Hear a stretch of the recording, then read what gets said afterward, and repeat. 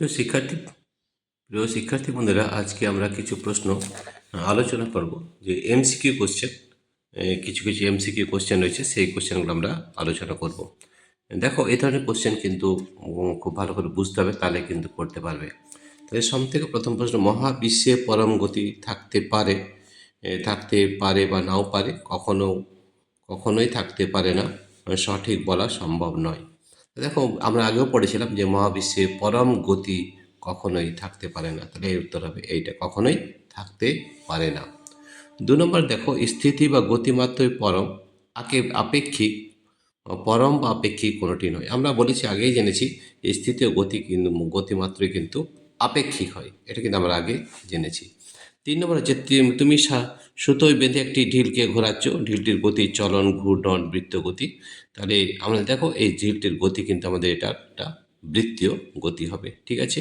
4 নম্বর, ঘূর্ণন গতিতে অপরিবর্তিত থাকে অভিমুখ, দিক স্থিতি, ঘূর্ণন অক্ষ সবগুলি। দেখো, আমরা যদি ঘূর্ণন গতি ধরা হয়, তাহলে তার অভিমুখ, ঘূর্ণন গতিতে অপরিবর্তিত থাকে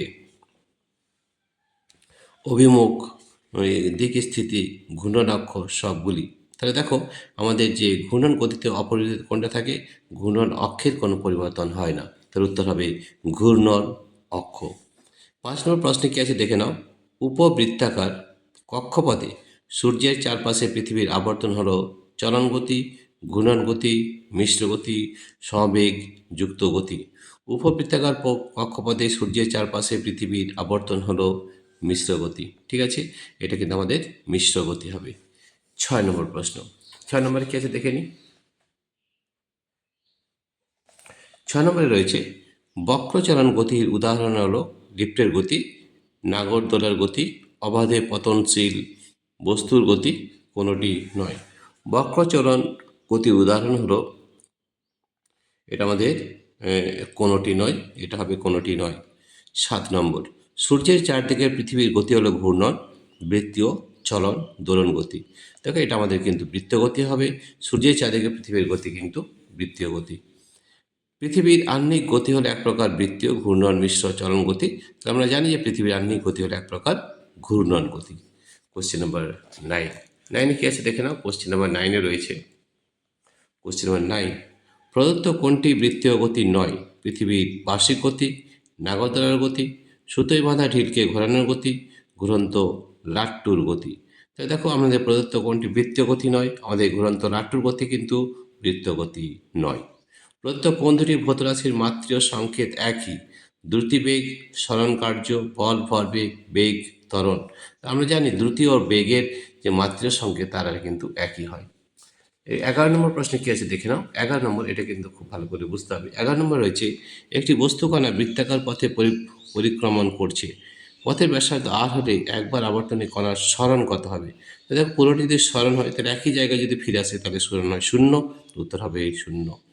একটি নৌকা নদীতে প্রথমে দক্ষিণে 4 মিটার এবং তারপর সোজা পূর্ব দিকে 3 মিটার গেল, নৌকার সরণ কত হবে? তাহলে দেখো, এই যে প্রথমে দক্ষিণে, তাহলে দক্ষিণে যদি 4 মিটার যায়, উত্তর দক্ষিণ 4 মিটার এদিকে, এবং তারপর পূর্ব দিকে 3 মিটার, 3 ও 4। তাহলে আমরা জানি আমাদের ভেক্টরের ক্ষেত্রে কী হয়, ভেক্টরের মতো যোগ হয়, সেটা আমরা জানি। তাহলে ভেক্টরের যোগ কেমনভাবে হয় সেটা তোমরা করতে পারবে। এটা কিন্তু কী হবে, এটা হবে আমাদের, এটা করে দেখিয়ে দিচ্ছি তোমাদের। দেখো, এটা খুব সহজভাবে অঙ্কটা করা যায়। তাহলে এইটা আমাদের এখানে কোন সূত্র রাখবে, আমাদের পিথাগোরাসের যে সূত্র, সেই সূত্র অনুযায়ী এটা কিন্তু উত্তর বেরোবে। তাহলে দেখো, এটা কীভাবে আমরা করছি। তাহলে প্রথমে বলেছে, একটি নৌকা নদীতে প্রথমে দক্ষিণে 4 মিটার এবং পূর্ব দিকে 3 মিটার। দক্ষিণে 4 মিটার, তাহলে আমরা যদি ডিরেকশন ধরে নেওয়া হয় যে আমাদের কোনটা কী দিক, ঠিক আছে। তাহলে এখানে দেখো, আমরা করে দেখিয়ে দিচ্ছি। এটা যদি পূর্ব দিক হয়, পূর্ব, এটা পশ্চিম, উত্তর, নর্থ, এটা সাউথ, ঠিক আছে। প্রথমে সাউথ গেছে, কত গেছে, 4 মিটার, 4 মিটার। তাহলে পূর্ব দিকে গেছে, কত গেছে, 3 মিটার, 3 মিটার। তাহলে এর উত্তরটা কী হবে, তাহলে এ বি সি যদি হয়, তাহলে এসিটা তার লব্ধি হবে, ঠিক আছে। তাহলে আমাদের যে পাইথাগোরাস থিওরেম, তাহলে হচ্ছে AC² ইজ ইকুয়াল টু হয় AB² plus BC²। AB square plus BC square, আমরা সেটা জানি, ঠিক আছে। এবি কত আছে 4, তাহলে 4 স্কোয়ার প্লাস 3 স্কোয়ার, 4 মানে হচ্ছে 16, 4 9 3 মানে 9, 16 9 25, তাহলে এসি হয়ে যাবে √25, তাহলে হচ্ছে 5 মিটার, তাহলে সরণ হবে 5 মিটার। আমরা খুব দেখতে পাচ্ছি এটা আমাদের ভেক্টরের নিয়ম অনুযায়ী এটা হয়েছে, ঠিক আছে। তাহলে এটা আমাদের অবশ্যই কত হবে 5 মিটার হবে। এর উত্তর হবে আমাদের 5 মিটার, কত হবে 5 মিটার, ঠিক আছে। এরপরে আমরা পরের প্রশ্ন চলে যাব, 13 নম্বর প্রশ্ন। 13 নম্বর কী আছে, একটি গাড়ি যাত্রাপথের অর্ধেক দূরত্ব 40 কিলোমিটার প্রতি ঘন্টা এবং বাকি অর্ধেক দূরত্ব 60 কিলোমিটার প্রতি ঘন্টা দ্রুতিতে গেল, গাড়ির গড় দ্রুতি গড় দ্রুতি কী হবে? তাহলে গড় দ্রুতি কীভাবে নির্ণয় করে সেটা আগে আমাদের জানতে হবে। কীভাবে? যেমন ধরো এখানে তো আমাদের দেওয়া আছে 40 কিলোমিটার, দেখো এখানে আমরা বুঝিয়ে দিচ্ছি 40 এবং 60 কিলোমিটার প্রতি ঘন্টা অর্ধেক দূরত্ব। তাহলে আমাদের যদি এই পুরো দূরত্বটা এইভাবে ধরে নেওয়া হয়, দেখে নাও এখানে এ, এখানে বি এবং এখানে সি, এই দূরত্ব হচ্ছে এক্স, এর দূরত্ব হচ্ছে এক্স, ঠিক আছে। তাহলে এই যে বেগ কত আছে 40 কিলোমিটার 40 কিলোমিটার প্রতি ঘন্টা এবং 60 কিলোমিটার, তো এটা ধরানো 40 কিলোমিটার প্রতি ঘন্টা, 60 কিলোমিটার, আর একটা হচ্ছে 40 কিলোমিটার প্রতি ঘন্টা, ঠিক আছে। তো দেখো এর যদি আমরা সময় বের করি T1, তাহলে সময় কী হয়, দূরত্ব ভাজিত বেগ, দূরত্ব হচ্ছে এক্স আর বেগ হচ্ছে 60, ঠিক আছে T1। আর T2 কী হলো, T2 দেখো এখানে একই হবে যে এক্স ভাজিত 40, ঠিক আছে। তাহলে আমাদের গড় দ্রুতি বের করতে হলে আমাদের কী বের করতে হয় সেটাকে জানতে হবে। গড় দ্রুতির সূত্র কী হয়, আমাদের গড় দ্রুতির যে সূত্র হয় সেটা হয় দ্রুতি গড় দ্রুতির সূত্র হয় মোট দূরত্ব ভাজিত মোট সময়, এই সূত্রটা আমাদের মনে রাখতে হবে, ঠিক আছে। তাহলে মোট দূরত্ব কী কী আছে দেখো, এক্স প্লাস এক্স 2x, আর সময় হচ্ছে T1 প্লাস T2, অর্থাৎ x/60 প্লাস x/40, এটা হচ্ছে আমাদের মোট দূরত্ব। তাহলে এটা হচ্ছে 2x, আর এদিকে 60 আর 40, এটার যদি আমি লসাগু করি 120, 60 দিয়ে হবে 2, তাহলে 2x, 40 দিয়ে হবে 3x, ঠিক আছে। তাহলে দেখো 2x ইন্টু 120, নিচে হয়ে গেল 2x plus 3x 5x, x x cancel হবে, 5 5 2 10,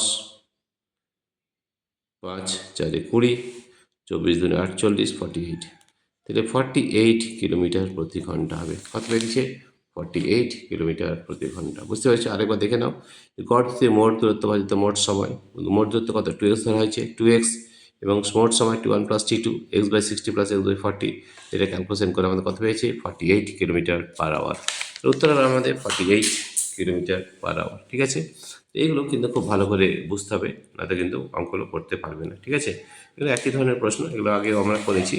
এরপরের প্রশ্নটা আমরা দেখিনি, তাহলে আমাদের উত্তর কত হবে 48 কিলোমিটার পার আওয়ার, ঠিক আছে, 48 kilometre per hour. 13, question number 14। Question number 14 কী আছে একবার দেখিনি। কোশ্চেন নম্বর 14-এ রয়েছে, কোশ্চেন নম্বর 14 এবারে, বক্ররৈখিক পথে সমদ্রুতি গতিশীল কণার সরানো অতিক্রান্ত দূরত্বের অনুপাত, বক্ররৈখিক পথে সমদ্রুতিতে গতিশীল কণার সরানো অতিক্রান্ত দূরত্বের অনুপাত কত হবে, 1-এর চেয়ে বড়, 1-এর চেয়ে ছোট, 1-এর সমান, নির্দিষ্ট নয়।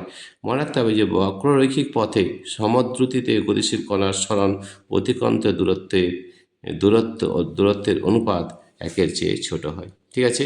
তাহলে সরণ বাই দুঃসরণ 1-এর চেয়ে ছোট, <1, ঠিক আছে, এটা কত হবে <1, এস ইজ <1, মানে সবথেকে সমান হতে পারে বা তার থেকে কম হতে পারে, ঠিক আছে। সরণটা সবসময় অতিক্রান্ত দূরত্বে সমান হতে পারে বা কম হতে পারে, তো এটা 1-এর চেয়ে ছোট হবে, অবশ্যই 1-এর চেয়ে ছোট, ঠিক আছে, এইটা হবে উত্তর। 15 নম্বর প্রশ্ন কী আছে দেখে নাও, একটি চলমান বস্তু দূরত্ব অতিক্রম করার ফলে তার সরণ হয় ডি, তাহলে এস আমাদের সরণ যেটা হবে সেটা কি হবে, ঠিক আছে। একটি চলমান বস্তু এস দূরত্ব অতিক্রম করার ফলে তার সরণ হয় ডি, তাহলে এস আমাদের সরণ যেটা হবে সেটা কি হবে, একটি চলমান বস্তু এস দূরত্ব অতিক্রম করার ফলে তার সরণ হয় ডি, তাহলে s is equal to d, s is less than equal to d, s is greater than equal to d, সবকটি। তাহলে আমাদের উত্তর হবে s is greater than or equal to d, এইটা হবে আমাদের উত্তর। ঠিক আছে, এরপরে কী আছে দেখে নাও। এরপরে রয়েছে আমাদের কোশ্চেন নাম্বার 16। কোশ্চেন নাম্বার 16 আছে একটি বস্তুকণা সমাদ্রুতিতে বৃত্তাকার পথে পরিভ্রমণ করছে। এখানে বস্তুকণার বেগ ধ্রুবক থাকে, ত্বরণ ক্রমহ্রাসমান হয়, অভিকেন্দ্র ত্বরণ থাকে, অপকেন্দ্র ত্বরণ থাকে। তাই একটি বস্তুকণা সমাদ্রুতিতে বৃত্তাকার পথে পরিভ্রমণ করছে। এখানে বস্তুকণার অভিকেন্দ্র ত্বরণ থাকে, ভিতর দিকে থাকে, অভিকেন্দ্র ত্বরণ থাকে। ঠিক আছে, একটি বস্তু অবাধে ওপর থেকে নিচে পড়ছে। এক্ষেত্রে স্থির রাশি হলো সরণ, বেগ, ত্বরণ, ভরবেগ। এখানে কিন্তু আমাদের হবে ত্বরণ, কারণ এখানে ত্বরণের মান হচ্ছে 9.8 মিটার পার সেকেন্ড স্কোয়ার। ঠিক আছে, কোশ্চেন নম্বর 18। 18 নম্বর প্রশ্ন আমাদের কী রয়েছে একবার দেখে নিই। গতিশীল কণার গড় বেগ তার তাৎক্ষণিক বেগের সমান হয় যদি কণাটি সমত্বরণে, সমমন্দনে, অসমত্বরণে সমবেগে গতিশীল হয়। গতিশীল কণার গড় বেগ তার তাৎক্ষণিক বেগের সমান হয় যদি কণাটি সমবেগে গতিশীল হয়। ঠিক আছে, তাহলে গতিশীল কণার গড় বেগ তার তাৎক্ষণিক বেগের সমান হয় যদি কণাটি সমবেগে গতিশীল হয়। উত্তর হবে সমবেগে গতিশীল হয়। এটি 18 নম্বর প্রশ্ন। এরপরে চলে যাব আমরা 19 নম্বর প্রশ্নে কী আছে একবার দেখে নিই। Question number 19। কোশ্চেন নাম্বার 19 কী আছে আমরা একবার দেখে নিই। কোশ্চেন নাম্বার 19 আছে, এটা দেখে নাও। বস্তুকণা সমবেগে চলে তার ত্বরণ থাকতে পারে, ত্বরণ থাকবেই, ত্বরণ কখনোই থাকবে না, ত্বরণ ধ্রুবক হবে। ত্বরণ কখনোই থাকবে না, সমবেগে যদি চলে তাহলে ত্বরণ কখনোই থাকবে না। Question number 20। কোশ্চেন নাম্বার 20তে আছে 1 মিটার ব্যাসার্ধের একটি বৃত্তাকার পথে একটি বস্তুকণা 1 সেকেন্ডে পরিধি বরাবর ব্যাসের এক প্রান্ত থেকে অন্য প্রান্তে যায়, কণাটির গড় বেগের মান কত হবে? ঠিক আছে, তাহলে 1 মিটার ব্যাসার্ধ রয়েছে অর্ধবৃত্তাকার পথে একটি বস্তুকণা 1 সেকেন্ডে পরিধি বরাবর ব্যাসের এক প্রান্ত থেকে অন্য প্রান্তে যায়, কণাটির গড় বেগের মান বের করতে বলা আছে। গড় বেগ দেখো আমরা কীভাবে বের করছি, আমরা দেখে নাও। এখানে আমাদের অঙ্ক করে দেখাচ্ছি, তাহলে তোমরা ভালো করে বুঝতে পারবে। ঠিক আছে, এটা দেখো কীভাবে করতে হবে সেটা একটু বলে নিই। প্রথমেই আমরা দেখাচ্ছি যে একটা বস্তু রয়েছে যেটা আমাদের এখান থেকে এখান পর্যন্ত গেছে, এ থেকে বি পর্যন্ত। কোন পথে গেছে? এই পরিধি পথে। ঠিক আছে, এইভাবে গেছে এ থেকে বি পর্যন্ত। ঠিক আছে, তাহলে আমাদের বেগ কী হয়? বেগ হয় মোট সরণ বাই সময়, সরণ বাই সময়। ঠিক আছে, তাহলে আমাদের দেখতে হবে সরণ কতটা হয়েছে। তাহলে দেখো এটা যদি এখান দিয়ে এখানে যায়, তাহলে সরণ এ থেকে শুরু হয় বি, এইটা তার সরণ হবে। ঠিক আছে, তো এটা যদি আর হয় তাহলে এটা আর প্লাস আর 2r হবে। ঠিক আছে, সরণ 2r। তাহলে আমাদের কত দেওয়া আছে আরটা দেখে নাও। আর দেওয়া রয়েছে 1 মিটার ব্যাসার্ধের একটি বৃত্তাকার পথে একটি বস্তুকণা 1 মিটার ব্যাসার্ধ, এই ব্যাসার্ধটা রয়েছে 1 মিটার, 1 মিটার। ঠিক আছে, তাহলে এইটা 1 মিটার, ব্যাসার্ধ 1 মিটার যদি হয় তাহলে এইটা 1 মিটার আর এইটা 1 মিটার, তাহলে মোট সরণ হচ্ছে 2 মিটার। ঠিক আছে, এই 2 মিটার সময় যেতে আমাদের কত সেকেন্ড লেগেছে সেটা একটু দেখতে হবে সময়টা। একটি 1 মিটার ব্যাসার্ধে একটি বৃত্তাকার পথে একটি বস্তুকণা 1 সেকেন্ডে পরিধি বরাবর ব্যাসের এক প্রান্ত থেকে অন্য প্রান্তে যায়, কণাটির গড় বেগের মান। তাহলে ওখানে 1 সেকেন্ডে যাচ্ছে, সময় কত? 1 সেকেন্ড, 1 সেকেন্ড। তাহলে আমাদের বেগ হবে 2 মিটার পার সেকেন্ড। এইটা আমাদের উত্তর হবে 2 মিটার পার সেকেন্ড। উত্তর হবে 2 মিটার পার সেকেন্ড। ঠিক আছে, 20 উত্তর হবে 2 মিটার পার সেকেন্ড। এরপর আমরা চলে যাবো 21 নম্বর প্রশ্ন। 21-এ কী আছে দেখে নাও। 21-এ প্রশ্নটা খুব ভালো করে আগে দেখতে হবে, তার বুঝতে হবে। 21 নম্বর, এক ব্যক্তি উলম্ব রেখায় উপরের দিকে একটি বস্তুকে 40 মিটার প্রতি সেকেন্ড বেগে ছুড়ে দিল। বস্তুটি কিছু সময় পরে একই ব্যক্তির হাতে ফিরে এলো। বস্তুর গড় বেগ 80 মিটার পার সেকেন্ড, 40 মিটার বেগ শূন্য কোনোটি নয়। দেখো একটি ব্যক্তি উলম্ব রেখা উপরের দিকে একটি বস্তুকে 40 মিটার প্রতি সেকেন্ড বেগে ছুড়ে দিল। বস্তুটি কিছু সময় পরে একই বেগে ব্যক্তির হাতে ফিরে এলো। বস্তুর গড় বেগ।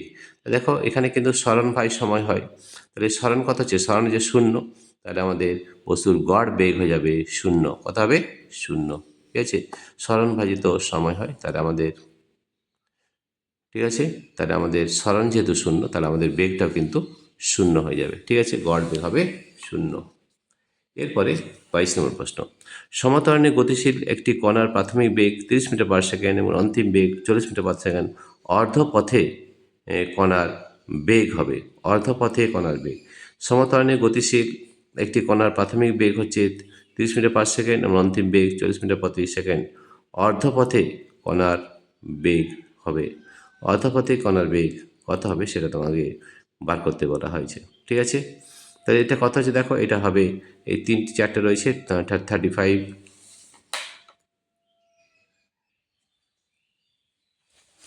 তাহলে কি আছে দেখে নাও, এই সমত্বরণে গতিশীল একটি কণার প্রাথমিক বেগ 30 মিটার পার সেকেন্ড এবং অন্তিম বেগ 40 মিটার পার সেকেন্ড। অর্ধপথে এই কণার বেগ কত হবে 35, 35, 25√2, 28√2, এটা হবে 25√2 মিটার পার সেকেন্ড। ঠিক আছে, এটা তোমরা বের করে দেখবে, তা না পারলে আমরা আমাদের অ্যাপের মাধ্যমে এটা কিন্তু করে দিয়েছি। ঠিক আছে, প্রাথমিক বেগ, প্রাথমিক বেগ শূন্য হলে টি সময়ে এ সমত্বরণের গতিশীল কণা দ্বারা অতিক্রান্ত দূরত্ব হবে।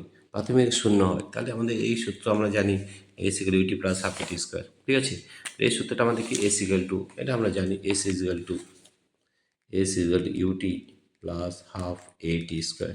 ঠিক আছে, তাহলে ইউ যদি শূন্য হয় তাহলে কত হচ্ছে, S equal to half a t square হচ্ছে হাফ এ টি স্কোয়ার, এটা আমরা জানি। তাহলে এস হবে হাফ এ টি স্কোয়ার, বুঝা গেছে। তাহলে আমাদের উত্তর হবে হাফ এ টি স্কোয়ার। প্রাথমিক বেগ শূন্য হলে টি সময়ে এ সমত্বরণে গতিশীল কণা দ্বারা অতিক্রান্ত দূরত্ব হবে হাফ এ টি স্কোয়ার। ঠিক আছে, এর পরের প্রশ্ন কি আছে, একটি বস্তুর প্রাথমিক বেগ শূন্য এবং ত্বরণ 2 centimetre per second square, 3 second পরে বস্তুটির বেগ কত হবে। ঠিক আছে, একটি বস্তুর বেগ প্রাথমিক বেগ শূন্য দিয়েছে, ত্বরণ দিয়েছে 3 সেকেন্ড পরে বস্তুটির বেগ কত হবে। তো এটা দেখো, এটা আমরা করে দেখতে পারি। আমাদের প্রাথমিক বেগ রয়েছে শূন্য। এর পরের প্রশ্নটা কি আছে দেখে নাও, যে কোশ্চেন নাম্বার আমাদের 24 আমরা এখানে করে দেখাচ্ছি 24। একটি একটি বস্তুর প্রাথমিক বেগ শূন্য, তাহলে ইউ ইকুয়াল টু জিরো দেওয়া আছে, u is equal to zero. ত্বরণ দেওয়া আছে 2 centimetre per second square, 2 centimetre per second square. Time দেওয়া আছে 3 সেকেন্ড, 3 সেকেন্ড পরে বস্তুটির বেগ কত হবে। আমরা জানি v equal u plus a t, v equal u plus a into টি।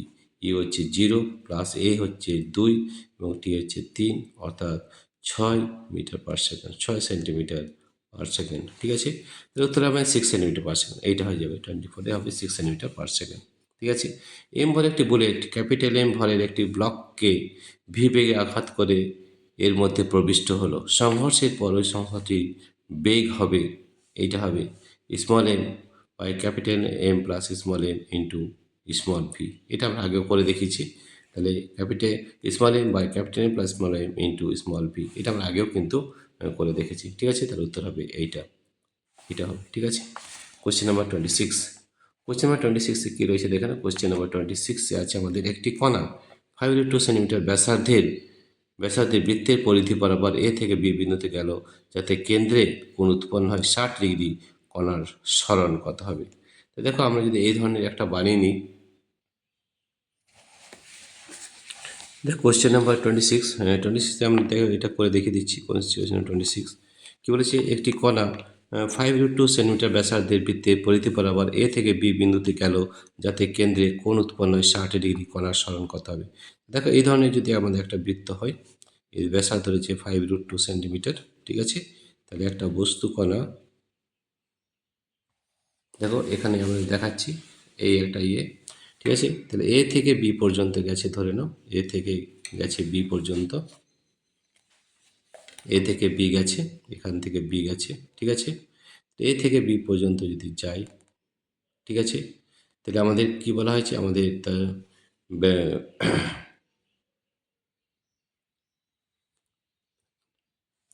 5 √ 2। তাহলে কোশ্চেন 26 কী রয়েছে একবার দেখে নাও, একটি কণা 5 √ 2 সেন্টিমিটার ব্যাসার্ধের বৃত্তের পরিধি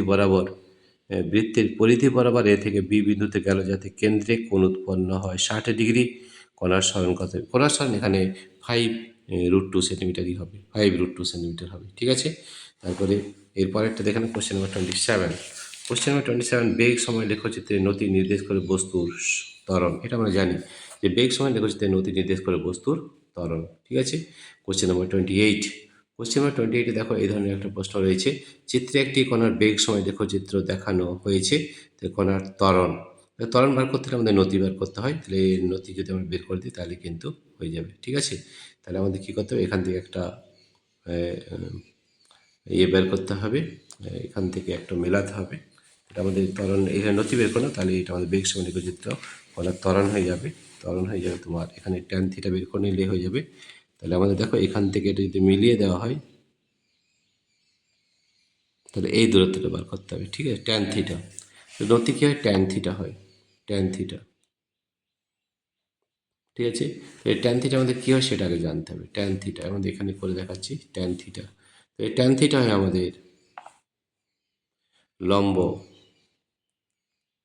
ভাজিত ভূমি, এই জিনিসটা আমাদের বের করে নিতে হবে। তো এই ট্যান থিটার সমান হয়ে যাবে, tan theta is equal two, দেখো এখানে ট্যান থিটা লিখলাম, tan theta is equal two কত হয়েছে, লম্ব, লম্ব কোনটা আছে দেখো, লম্ব রয়েছে এইটা, এটা হচ্ছে 8 - 4 মানে হচ্ছে 4, আর ভূমি রয়েছে এখান থেকে 10, 4/10, তাহলে 4/10, 2 - 4, 2-5, 2-5, ঠিক আছে। তাহলে 2-5 হচ্ছে 2-5, তাহলে 2কে যদি 5 দিয়ে ভাগ করি, তাহলে 2কে ভাগ করো 5 দিয়ে, 5 শূন্য, 5 4 20, 0.4, এর উত্তর হবে 0.4 মিটার পার সেকেন্ড স্কোয়ার। এটা খুব সহজ আছে, তাহলে এটা হবে 0.4 মিটার পার সেকেন্ড স্কোয়ার। ঠিক আছে, এবার 29, কোশ্চেন নম্বর 29 কি আছে দেখে না, কোশ্চেন নম্বর 29, একটি বস্তু সমবেগে সরলরেখায় গতিশীল।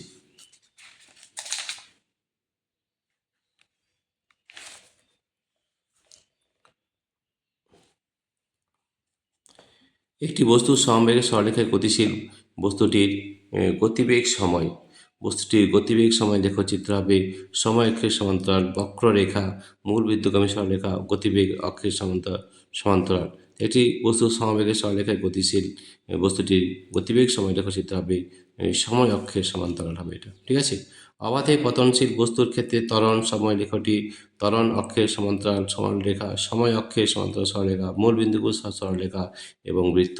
অবাধে পতনশীল বস্তুর ক্ষেত্রে ত্বরণ সময় লেখটি হবে সময় অক্ষের সমান্তরাল সরলরেখা, সময় অক্ষের সমান্তরাল সরলরেখা হবে। 31 কি রয়েছে দেখো, ত্বরণ সময় লেখচিত্র দ্বারা আবদ্ধ ক্ষেত্রফল হলো কণার বেগ, আমি এটা জানি। ঠিক আছে, এটা হবে ত্বরণ সময় যদি হয়, তাহলে তার বেগটা হবে তার ক্ষেত্রফলের সঙ্গে সমান। ঠিক আছে, ত্বরণ সময়। ঠিক আছে, তাহলে এটা হবে বেগ।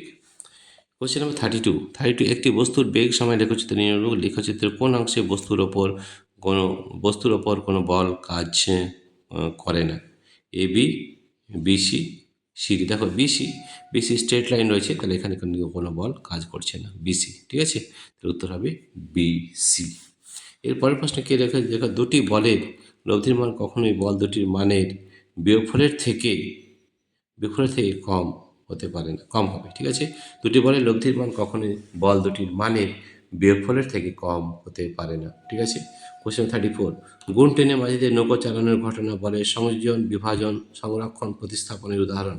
আমরা জানি এটা সংযোজন হয়, গুণ টেনে মাঝিতে নৌকা চালানোর ঘটনা বলে সংযোজন। একটি প্রদত্ত বল বা ভেক্টরকে 2, 3 বা যে কোনো সংখ্যক একটিও নয় উপাংশে বিভক্ত করা সম্ভব। যে কোনো একটি প্রদত্ত বল বা ভেক্টরকে যে কোনো সংখ্যক উপাংশে বিভক্ত করা সম্ভব। ঠিক আছে, এটা আমরা কোনটা বের করতে পারি। ঠিক আছে, আচ্ছা, কোশ্চেন নম্বর 36, লম্ব বিভাজনের ক্ষেত্রে উপাংশ দুটি পরস্পর সমান্তরাল বিপরীত লম্ব যে কোনো কোণে আনত হয়। এই লম্ব বিভাজনের ক্ষেত্রে উপাংশ দুটি পরস্পর লম্ব হয়, এটা আমরা জানি, পরস্পর লম্ব হয়। ঠিক আছে, তো দেখো এতগুলো প্রশ্ন আমরা করলাম। এরপরে আরও কিছু প্রশ্ন নিয়েছে, যেটা আমরা পরের ভিডিওতে করব। ঠিক আছে, তাহলে 36 পর্যন্ত করে নিয়ে গেলাম, এরপরে কোশ্চেনটা আমরা 37 থেকে পরের ভিডিওতে করব। প্রিয় শিক্ষার্থী বন্ধুরা, তোমাদের যদি এই ভিডিওটি ভালো লেগে থাকে তাহলে প্লিজ সাবস্ক্রাইব, লাইক ও শেয়ার করবে। এছাড়াও তোমরা যদি এই ধরনের ভিডিও পেতে চাও, তাহলে আমাদের অ্যাপ রয়েছে, আমাদের অ্যাপের নাম হচ্ছে পাই এডুকেশন। সেই অ্যাপটি অবশ্যই ডাউনলোড করবে, এবং এই অ্যাপের মধ্যে প্রচুর প্রশ্ন কিন্তু করে দেওয়া রয়েছে, ওখানে থিওরি ক্লাস এবং প্র্যাকটিক্যাল ক্লাস দুটোই কিন্তু করা আছে। প্রিয় শিক্ষার্থী বন্ধুরা, তোমাদের যদি এই ভিডিওটি ভালো লেগে থাকে তাহলে প্লিজ সাবস্ক্রাইব, লাইক ও শেয়ার করবে। Thank you everybody for watching this video.